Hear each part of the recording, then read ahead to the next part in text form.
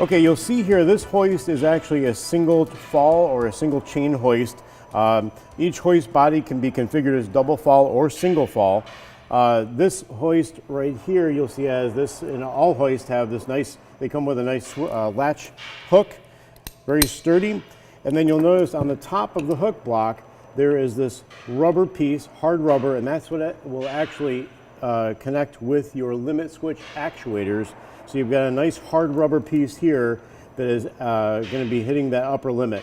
So on some other competitor hoists, this rubber is a softer rubber, and over time will indent and make it so the upper limit switches or the lower limit switches might not work.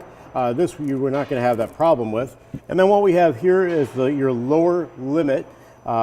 This gets mounted on the bitter end of the end of your chain inside, and this would be inside the bag. So when you come up and you reach the end of your chain travel, this is what's going to connect with your actuator for your lower limit.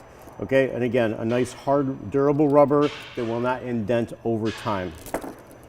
And then speaking of this being in a chain bag, you'll notice we have here your standard canvas chain bag. For no additional charge, we also have the plastic bucket container that you can opt for it. So it's either the canvas bag or the chain container, same price.